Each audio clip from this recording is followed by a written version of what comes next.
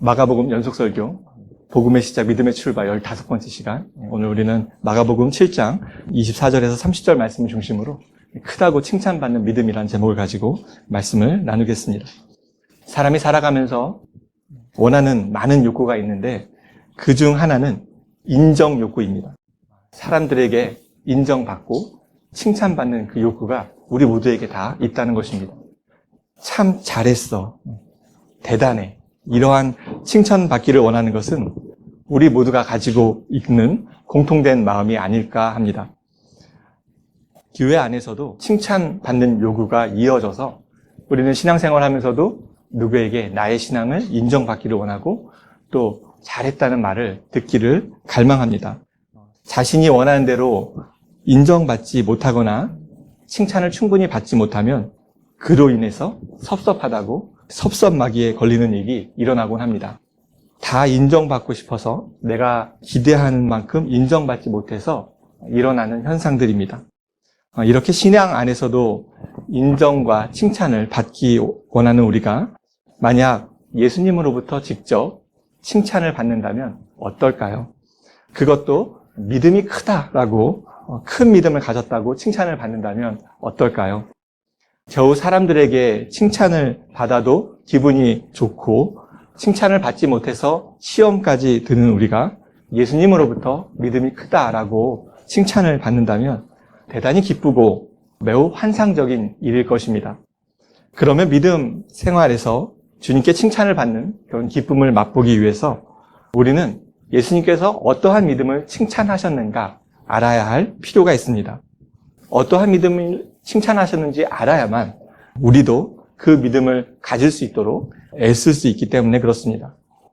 마태복음, 마가복음, 누가복음 이 세 복음서를 읽어가다 보면 예수님으로부터 믿음이 크다라고 칭찬을 받은 두 사람이 등장합니다. 그중 한 사람은 마태복음 8장에 나오는 백부장입니다. 백부장의 믿음. 한 번쯤 다 들어보셨죠? 그는 자신의 종이 병이 들었을 때 예수님께 그 종을 만날 필요도 없이 그냥 멀리서 말씀만 하시면 종의 병이 낫겠습니다라고 고백했습니다. 그 고백 가운데 예수님은 믿음이 크다라고 칭찬하셨습니다. 주님께 믿음이 크다라고 칭찬을 받은 또 한 사람은 오늘 본문에 등장하는 수로보니게 여인입니다. 이 여인의 이야기는 오늘 본문 마가복음뿐 아니라 마태복음 15장에서도 기록되어 있는데 마태복음 15장 28절을 보면 예수께서 여자여 내 믿음이 크도다, 내 소원대로 되리라라고 칭찬하셨습니다. 과연 이 여인의 믿음이 어떠하였길래 예수님으로부터 믿음이 크다라고 칭찬을 받았을까요? 오늘 이 여인의 이야기를 통해서 주님께 칭찬받는 믿음이 무엇인지 알아보고 그러한 믿음을 소유하기 위해서 나는 무엇을 해야 하는지 한번 생각해 보려고 합니다. 예수님께서 수로보니게 여인을 만난 장소는 그의 믿음을 이해하는데 매우 중요합니다. 거기가 어디였을까요? 오늘 본문 24절을 통해서 한번 찾아보십시오. 예수께서 일어나사 거기로 떠나 두로 지방에서 가서 한 집에 들어가 아무도 모르게 하시려 하나 숨길 수 없더라. 예수님은 지금 어느 지방에 가셨습니까? 두로라는 지방입니다. 두로는 지도에서 보시듯이 지중해를 끼고 있는 해안 도시였고 해안 도시답게 무역이 발달하여서 물자가 풍부한 매우 부유한 도시였습니다. 두로 지방은 갑자기 등장하지 않고 구약 성경부터 나오는데 구약에서 가장 악한 왕비라고 하면 열왕기상에 나오는 이세벨입니다. 이세벨이 악하다고 하는 이유는 바로와 아세라라는 우상을 북이스라엘로 가져온 장본인이기 때문인데 이 우상의 근거지가 바로 이 두로와 시돈입니다. 유대인들은 당연히 이렇게 우상 숭배가 가득한 지역을 가기를 꺼려했습니다. 유대인들은 자신들이 하나님의 특별한 선택을 받은 거룩한 백성이라고 믿었는데 비유대인들이 우상을 섬기는 이러한 지역에 가면 그 우상 숭배의 죄가 자기에게 전염된다라고 생각했기 때문입니다. 자연스럽게 이 두로와 시돈 이 지방은 유대인들이 발걸음조차 하지 않는 그런 도시였는데 그런 비유대인의 도시에 지금 예수님께서 가신 것입니다. 그렇다면 이렇게 유대인들의 도시도 아닌 곳에 우상 숭배가 가득한 이런 도시에 예수님은 왜 가셨을까요? 24절을 다시 한번 보십시오. 이렇게 말합니다. 예수께서 일어나서 거기를 떠나 두로 지방으로 가서 한 집에 들어가 아무도 모르게 하시려 하나 숨길 수 없더라. 예수님은 아무도 모르게 유대 지역을 떠나서 조용히 있고 싶으셨습니다. 유대 지역에서 예수님은 가시는 곳마다 사람들이 몰려들고 있었고 또 예수님을 시기하던 유대교 지도자들의 눈을 피해서 조용히 쉼을 얻기 위해서 이 두로 지방에 가신 것입니다. 이곳에 오신 목적은 복음을 전하고자 하신 것도 아니었고 누군가를 치료하기 위함도 아니었습니다.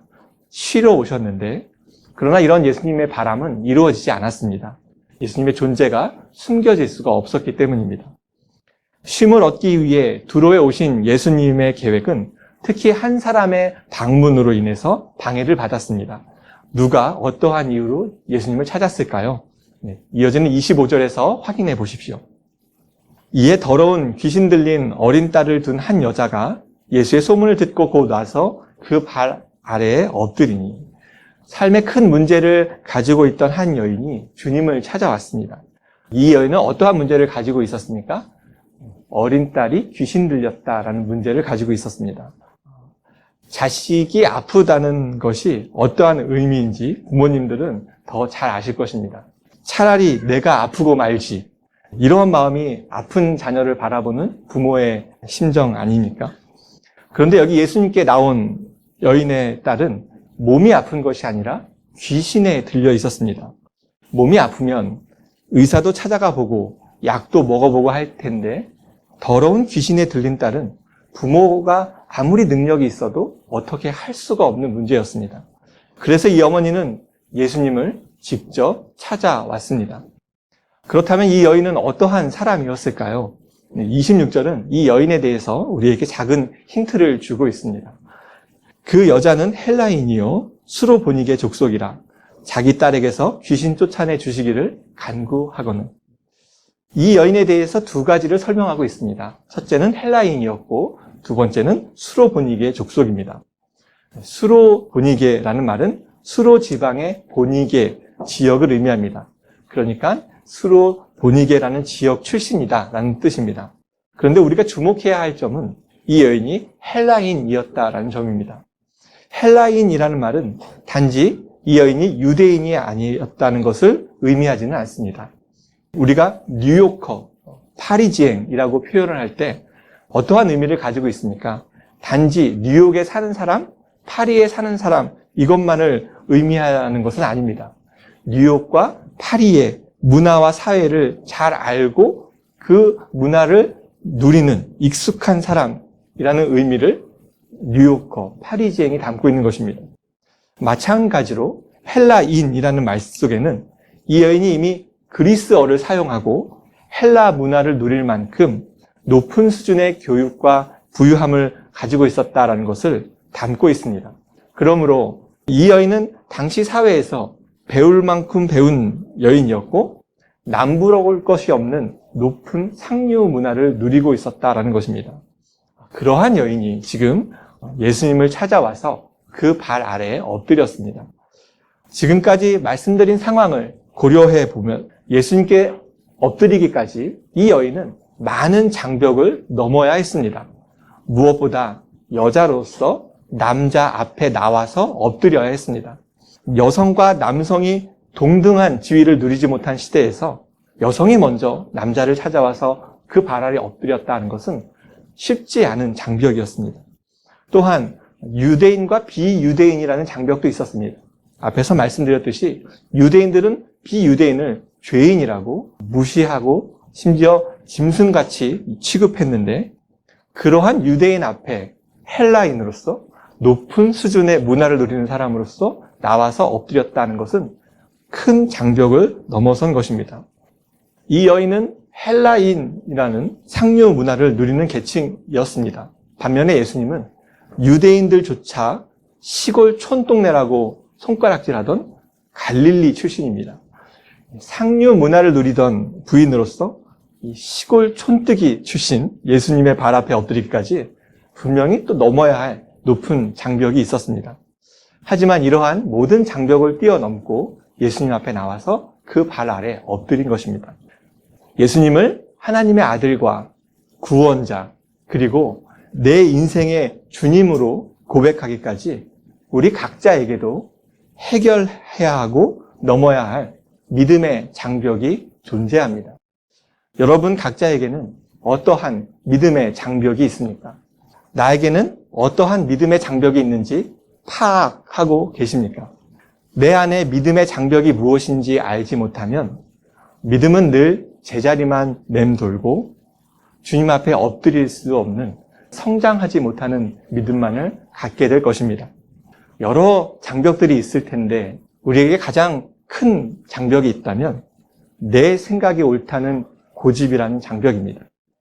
대다수 사람들이 자기 생각을 바탕으로 하는 자기 고집을 넘어서지 못하곤 합니다. 내가 이해하는 만큼만 믿겠다는 생각, 내가 믿고 싶을 만큼만 믿겠다는 고집은 우리가 주님 앞에 온전히 엎드리고 주님을 우리의 주와 그리스도로 고백하지 못하게 만드는 큰 장벽이라는 것입니다. 이해가 되지 않는데 어떻게 믿을 수 있느냐라고 말하는 분들이 있습니다. 하지만 우리가 모든 과학적인 법칙을 다 이해하고 살아가는 것은 아니지 않습니까? 게다가 하나님이라는 신을 내 머리로 이해해야 믿겠다는 것은 그것만큼 교만한 생각이 없습니다. 무조건 믿으라라고 말씀드리는 것이 아닙니다. 내 생각과 고집 안에 믿음을 가둬두지 말라는 것입니다. 믿음이란 이해되지 않는 것을 믿는 것이지 이해되고 설명되는 것을 믿는 것은 믿음이라고 부를 수가 없습니다. 또한 우리에게는 관습과 습관이라는 믿음의 장벽이 있습니다. 자기에게 이미 익숙해져 있는 문화적인 관습이나 개인의 습관을 유지하려고 하기에 믿음은 성장할 수가 없다는 것입니다. 우리가 기독교 신앙을 생각할 때 잘 넘어서지 못하고 있는 것 중에 하나가 기독교를 하나의 종교라고 생각하는 관습입니다. 이것은 오랫동안 교회를 다닌 분들에게도 자주 발견할 수가 있습니다. 여러분 한번 대답해 보십시오. 기독교 신앙이란 무엇을 하는 것입니까? 주일에 교회를 가는 것입니까? 교회 봉사나 선교를 하는 것입니까? 착하게 살고 정직하게 사는 것입니까? 기독교 신앙을 이 정도까지만 생각하고 있다면 기독교를 아직도 하나의 종교라고 생각하는 그 관습에서 벗어나지 못하고 있는 것입니다. 여기에 머물러 있기 때문에 신앙은 성장하지 못한다는 것입니다. 내가 기독교 신앙을 종교라는 수준에서 믿고 있는지 아닌지 가늠하는 기준이 있습니다. 그것은 내가 신앙생활을 하면서 무엇을 했다고 자랑하고 있는가 아닌가 하는 것입니다. 내가 교회에서 이만큼 봉사했다. 내가 이만큼 선교 활동을 했다. 내가 이만큼 착하게 산다. 내가 이렇게 옳다. 이런 말들이 내 입에서 나오고 있다면 나는 기독교를 종교로 믿고 있을 뿐입니다. 종교라는 관습을 넘어서지 못한다는 것이죠. 그렇다면 기독교가 종교가 아니면 무엇입니까? 라고 물으실 것입니다. 자주 말씀드리죠. 기독교는 예수 그리스도와 나와의 관계입니다. 우리가 가족을 대하면서 가족을 사회를 구성하는 작은 단위의 모임일 뿐이야. 그래서 아버지는 가장으로서 열심히 돈 벌어오면 되고 어머니는 가정을 잘 꾸미면 되고 자녀는 열심히 미래를 위해서 준비하기만 해. 그러면 다 가족이 완벽한 거야. 이렇게 생각하는 분은 없습니다. 가족이 되기 위해서는 그 안에 사랑이라는 관계가 있어야 하는 것입니다.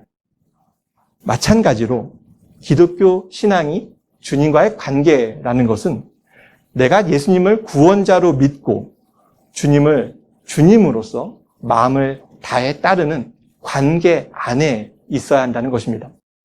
예수님과 이런 관계가 있다면 그 입에서는 내가 무엇을 했다라는 나의 자랑이 나올 수가 없습니다. 예수님께서 나를 위해서 무엇을 하셨다라는, 예수님은 어떠한 분이시다라는 예수님에 대해서 입에서 나오고 있어야 합니다. 예수님의 거룩하심, 예수님의 십자가, 예수님의 희생, 예수님의 선하심, 이런 이야기가 내 입에서 가득해야지 그 믿음은 예수님과 사랑의 관계 아래 있다는 것을 증명하는 것입니다. 우리의 믿음을 가로막고 있는 또 하나의 큰 장벽이 있다면 무지함과 게으름입니다. 말씀에 대해서 알지 못하는 무지함, 그리고 성경에 대해서 알려고 하지 않는 게으름에 대해서 믿음은 성장하지 않는다는 것입니다. 성경을 모르면 도대체 무엇을 믿겠다는 것입니까? 말씀에 대해서 모르고 알려고도 하지 않기 때문에 그 안에는 사람의 생각만 득실거릴 수밖에 없습니다. 성경을 모르기 때문에 삶의 기준과 방법이 말씀과는 전혀 관계없이 되고 맙니다. 성경을 모르는 무지함과 말씀을 알고자 하는 그 애씀이 없는 게으름은 신앙 성장을 가로막는 커다란 장벽입니다. 자신이 가지고 있는 이 믿음의 장벽을 파악하는 일은 우리에게 너무나 중요합니다. 그러지 않고서는 우리가 조금도 참된 그리스도인이 예수님 앞에 엎드리는 그러한 믿음을 가질 수는 없기 때문입니다. 수로보니게 여인은 주님 앞에 엎드리기까지 많은 장벽을 깨고 나왔습니다. 그리고 자신의 문제였던 귀신 들린 딸의 문제를 해결해 주시기를 주님 앞에 간절하게 요청하였습니다. 그런데 이런 여인에게 예수님은 매우 이례적인 반응을 보이고 계십니다. 오늘 본문 27절 말씀을 보십시오. 예수께서 이르시되 자녀로 먼저 배불리 먹게 할지니 자녀의 떡을 취하여 개들에게 던짐이 마땅치 아니하니라. 예수님은 느닷없이 자녀에게 줄 양식을 개에게 줄 수 없다라고 말씀하십니다. 도대체 이 말씀이 무슨 의미일까요? 주님께서 지금 계신 지역이 어디였습니까? 두로 지역이었습니다. 말씀드렸듯이 이 지역은 항구여서 물자가 풍부하고 매우 부유한 도시였습니다. 그런데 농작물을 재배할 넓은 농경지가 부족한 땅이었습니다. 그래서 이 지역 사람들은 유대 지역에서 나는 농작물을 사다가 먹을 수밖에 없었습니다. 농산물이 풍부할 때는 문제가 없었지만 농작물이 귀한 겨울이 오거나 흉작이 일어나면 이 지역에 문제가 생겼습니다. 농사를 짓던 유대 농부들이 당연히 자신들이 먹을 식량을 먼저 챙겼기 때문입니다. 그럴 때 유대 농부들이 사용하던 말이 바로 예수님께서 이 여인에게 하신 말입니다. 자녀의 떡을 취해서 개에게 주는 것이 옳은가? 그러니까 이 말은 곡식이 없어서 하나님의 자녀인 우리도 먹을 것이 없는데 이러한 농작물을 사람 같지도 않은 죄인들, 비유대인들, 개 같은 이방인들에게 파는 것이 맞는가라는 의미였습니다. 예수님은 당시 유대 농부들이 사용하던 표현을 지금 이 여인에게 그대로 사용하고 계신 것입니다.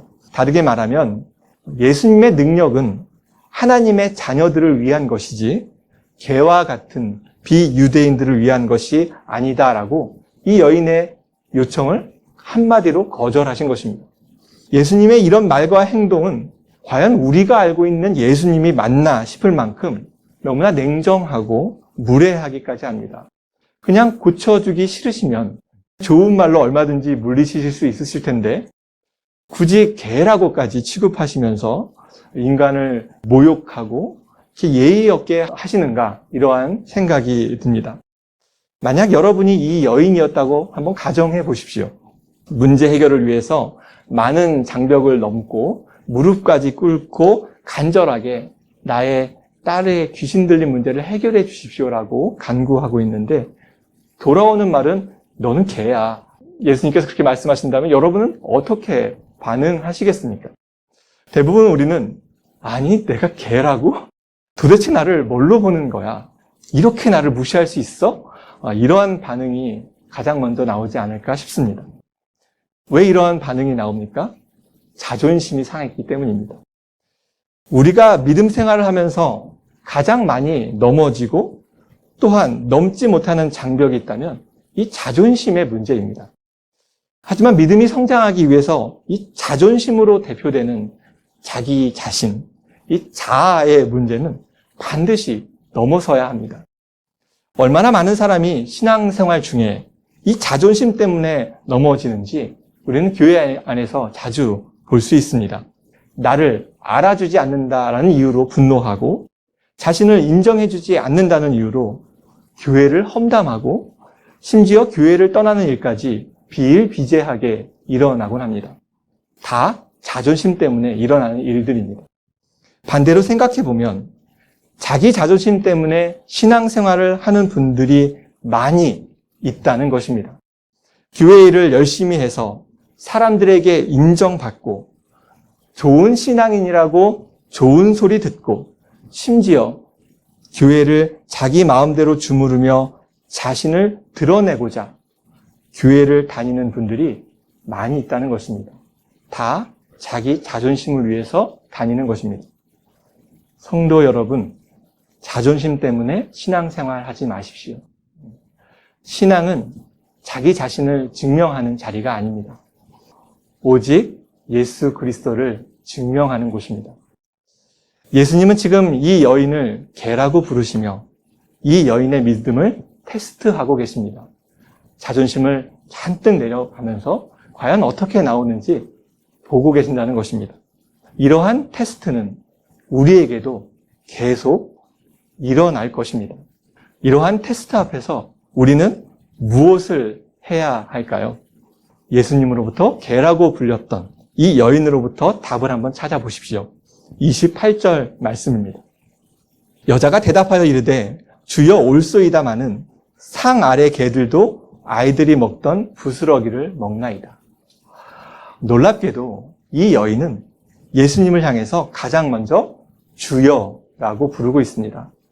이 호칭은 단순히 상대방을 존중하기 위한 표현이 아닙니다. 당신은 나의 주인이셔서 나의 삶은 오로지 당신에게 달려 있습니다. 라는 믿음의 표현입니다.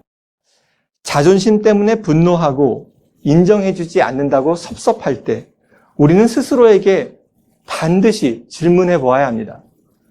누가 내 삶의 주인인가 하는 질문입니다. 누가 이 신앙의 주인인가 라는 질문을 반드시 해야 합니다. 기독교 신앙은 예수님을 주와 그리스도로 고백하는 믿음입니다. 하나님과 전혀 관계없이 살아가는 나를, 하나님 앞에서 죽은 존재였던 나를 살리셔서 하나님 나라를 소망으로 바꾸어주신 그 예수님을 구원자로 믿고 그 예수님을 나의 주님으로 고백하는 것이 기독교 신앙입니다. 우리가 이것만 흔들리지 않고 가지고 있다면 우리의 자존심의 문제가 해결될 수 있습니다. 나를 증명하기보다 예수님을 증명해야 하는 이유는 예수님이 내 삶의 주인이시고 예수 그리스도께서 나의 신앙의 주인이시기 때문에 그렇습니다. 이러한 믿음의 고백이 내 안에서 진정으로 일어나지 않았기 때문에 우리는 자존심에 걸려서 다 넘어지고 죄를 짓고 신앙에서 떨어져 나간다는 것입니다. 예수님을 주로 고백한 여인은 자신을 개라고 부르시며 개에게는 나의 것을 줄 수 없다라고 하신 주님의 말 앞에 맞습니다. 나는 개입니다. 그런데 개 같은 나에게 상에서 떨어지는 부스러기라도 주십시오 라고 대답합니다. 너는 개야 라고 하시는 주님의 말씀에 예 주인님 저는 개가 맞습니다 라고 대답한 것입니다. 여러분의 자존심은 주님이 개라고 부르실 때 이렇게 반응하실 수 있으시겠습니까? 우리가 입으로는 예수께서 나의 주시며 왕이라고 내뱉고 있지만 여전히 나의 존재감, 나의 자존심, 나의 자아를 중요하게 여기고 내세우고 있다면 우리는 아직 이 테스트를 넘어가지 않은 상황입니다. 우리는 아직 내 삶의 주인은 나라고 우기고 있는 것이고 우리가 입으로는 예수님을 주라고 말하고 있지만 아직 이 신앙의 주인은 주님이 아니라 나입니다라고 말하고 있는 것입니다. 주님 앞에 우리의 정체성은 오직 예수 그리스도의 보혈 없이는 하나님과 전혀 관계없는 죄인일 뿐입니다. 라는 고백이어야 합니다. 우리가 이렇게 예배의 자리에 나올 수 있었던 것도 나의 공로가 아니라 예수 그리스도의 피와 하나님의 은혜와 사랑 때문에 가능합니다라고 고백하는 죄인일 뿐입니다. 주님의 은혜와 사랑으로 인해서 하나님의 자녀가 되었음을 잊지 않는다면 우리는 신앙 안에서 자존심이나 자아를 조금도 내세울 수는 없을 것입니다. 그렇다면 이 여인은 어떻게 자신을 향해서 개라고 부르는 예수님 앞에서 자존심을 상해하기보다는 주님의 은혜와 사랑을 발견하게 되었을까요? 이것을 이해하기 위해서는 여기 개에 사용된 헬라어 단어를 살펴보아야 합니다. 여기 개에 쓰인 헬라어 단어가 퀴나리온인데 이 단어는 이 괌 곳곳에 물이 지어 있는 야생 들개가 아니라 집에서 기르는 반려견, 이 작은 강아지를 의미합니다. 그러니까 예수님은 이 여인을 향해서 더럽고 사납고 길들여지지 않은 들깨야 라고 부르신 것이 아니라 귀엽고 관리도 잘 받고 무엇보다 가족에게 사랑받는 반려견 퀴나리온이라고 부른 것입니다. 거기에 더하여 이 퀴나리온은 식탁 위에서 같이 음식을 먹지만 않을 뿐 식탁에서 떨어지는 음식을 식구들과 같이 먹고 있습니다. 가족과 같은 시간에 같은 음식을 먹고 있는다라는 것입니다. 이 여인은 예수님께서 퀴나리온이라고 하시자 주인의 사랑과 돌봄을 받고 있는 강아지처럼 자신에게도 주님의 사랑과 관심이 주어지고 있다는 것을 간파했습니다. 그래서 담대하게 자신에게도 부스럭이라도 좋으니 주님의 사랑을 달라라고 요청한 것입니다. 그렇게 할 수 있었던 이유는 예수님께서 하시는 말씀 하나하나, 그 단어 하나하나를 매우 주의 깊게 듣고 있었기 때문입니다. 그리고 그 단어에 담긴 의미까지 깊이 생각하고 있었기 때문입니다. 그래서 개라고 말씀하실 때 거절의 의미가 아니라 관심과 사랑이 담겨 있다는 것을 정확하게 알았습니다. 그리고 너무나 멋지게 자신에게도 강아지에게 주시듯 부스러기를 주십시오라고 그 부스러기만으로도 저는 충분합니다라고 고백한 것입니다. 이 여인의 모습에 예수님께서 무엇이라고 반응하셨을까요? 29절 말씀을 보십시오. 예수께서 이르시되 이 말을 하였으니 돌아가라. 귀신이 내 딸에게서 나가느니라 하시매 이 말을 하였으니 예수님은 자신의 마음을 너무나 잘 알아차리고 그에 맞는 대답을 하였다라고 여인을 칭찬하였습니다. 그리고 마태복음에서 기록하고 있듯이 내 믿음이 크도다라고 인정하시며 이 여인의 큰 믿음을 칭찬하시고 소원을 들어주셨습니다.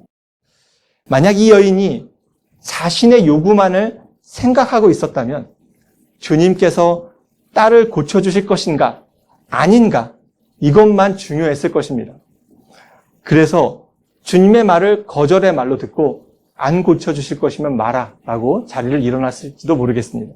그런데 이 여인은 자신의 요구가 아니라 주님의 말씀에 집중하고 있었습니다. 자기 소원을 들어달라고 소리만 치고 있지 않았고 주님의 말씀 하나하나, 단어 하나하나를 놓치지 않았습니다. 그리고 그 의미가 무엇인지 생각하고 파악하고자 애썼습니다. 그러자 주님의 말씀 속에 거절이 아니라 사랑이 담겨 있음을 알아차렸고 멋지게 대답한 것입니다. 그리고 그 대답을 들으신 예수님은 이 말을 하였으니 라고 말씀하시며 믿음을 칭찬하시고 그 딸의 병을 고쳐주신 것입니다. 우리는 여기서 큰 믿음으로 나아가기 위해서 넘어야 할 중요한 장벽 하나를 발견합니다. 그것은 내 소원에 집중하는 것이 아니라 주님의 말씀에 집중하는 것입니다. 당연히 우리는 삶의 문제 앞에서 마음의 소원이 무엇이든 다 주님 앞에 가지고 나올 수 있습니다. 하지만 기독교 신앙은 마음의 소원을 이루기 위한 믿음이 아닙니다. 기독교 신앙은 내 삶의 문제 안에서 주님께서 나에게 무엇을 원하시는지 그 말씀을 듣고 그 말씀대로 행하는 것입니다. 그러기 위해서는 우리는 말씀에 집중해야 합니다.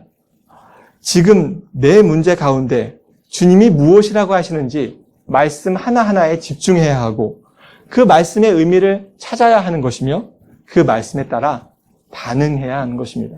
그래야만 그 문제 가운데 우리는 예수님을 주와 그리스도로 믿는 관계 안에 들어갈 수 있습니다. 이 여인은 자기 앞에 놓여있던 믿음의 장벽, 자존심의 장벽, 자기 소원에 집중하고자 하는 그 모든 장벽을 다 넘어섰습니다. 그러자 주님은 그의 소원을 바로 그 자리에서 들어주셨습니다. 귀신 들린 딸을 찾아가지도 않으셨고 이 말을 하였으니 라고 그 믿음의 고백을 들으시자마자 바로 그 소원을 들어주셨습니다. 믿음의 장벽을 넘어서 큰 믿음을 드러낸 이 여인에게 주님은 큰 믿음에 합당한 능력을 행하셨다라는 것입니다. 오늘 우리 각자는 어떠한 믿음의 장벽을 가지고 있습니까? 그 믿음의 장벽을 넘어서지 못한다면 우리는 조금도 예수님을 주와 그리스도로 믿는 그 믿음의 관계 속에 들어가지는 못할 것입니다. 오늘 우리 모두가 내 안에 있는 그 믿음의 장벽을 넘어설 수 있기를 주님의 이름으로 축원합니다. 내 생각, 내 자존심, 내 자아, 내 소원에만 묶여있는 그 이기적인 신앙에서 벗어나서 예수님을 진심으로 주와 그리스도라고 고백할 수 있게 되기를 축원합니다. 그렇게 함으로써 우리 모두가 다 주님 앞에 크다고 칭찬받는 그런 참된 믿음을 소유하게 되기를 주님의 이름으로 축원합니다.